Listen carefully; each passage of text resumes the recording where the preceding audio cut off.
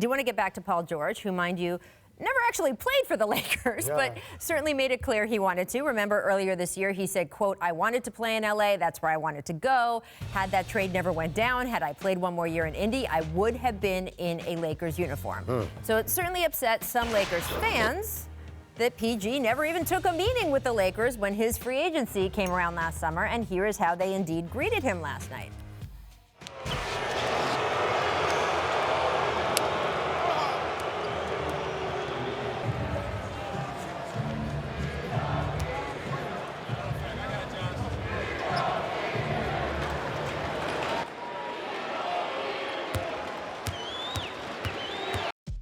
That is still indeed my favorite part. But here's the other element to this. The Lakers certainly could have traded for Paul George the same summer that the Thunder did it. They just decided they did not want to give up the second overall pick to do it, banking on the fact they could get PG in free agency instead. That pick, of course, became Lonzo Ball. And there was this great moment, guys, from our ESPN broadcast last night. You've got GM Rob Pelinka, LeBron James, and Magic Johnson watching Paul score 37 and generally dominate. Can you put some thought bubbles over their heads? I mean, like, what do you think Paul showed them? I saw one on the internet. It was just, who we going to trade next? Right? But I mean, do you think that Paul George sort of showed them that they made a mistake? I don't know. I don't know because, again, we go back to the Carmelo Anthony trade to New York. We say, oh, they had just waited. He would have signed, and they would have had all their depth to be, you know. Chauncey certainly knows all about. So it's like, the only way we figure out whether you're right or wrong is the end result, and that's not a way to judge what they did. The other thing also is, if Indiana filed a tampering charge against the Lakers, I find it hard to believe that they would have traded him to the Lakers.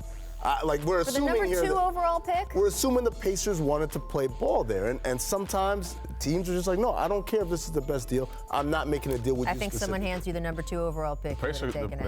Especially before it became Lonzo. I mean, if the Pacers, the Tatum, Pacers Fox. could have Tatum, But you never know. But I mean, you know, there's this love-hate thing with Lonzo Ball. I actually think I'm a fan. I mean, I think he plays the game the right way.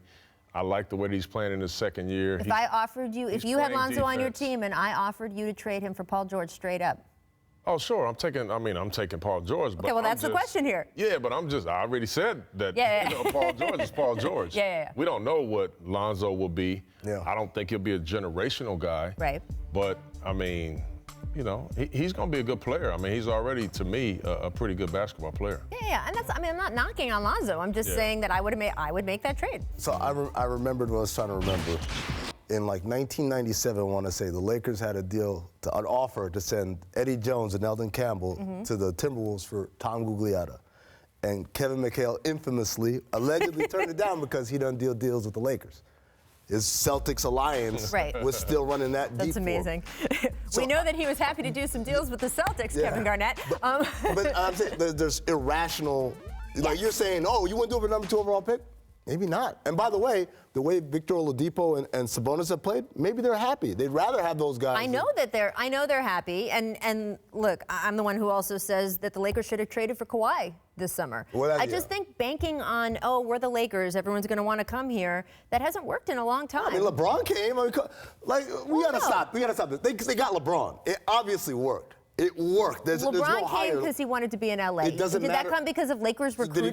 Did he go to the Clippers? He didn't go to the Clippers. He went to the Lakers. You're right. They did it on the highest level possible. Yes. Everything else after that is like, oh, we just got to do it again. But whether it works or not, they've done it. That's fair. But I think if you're them, look, if they had the Lakers and Paul George this season, they would be a threat for the Western Conference Finals and maybe even the finals. Absolutely. Just saying.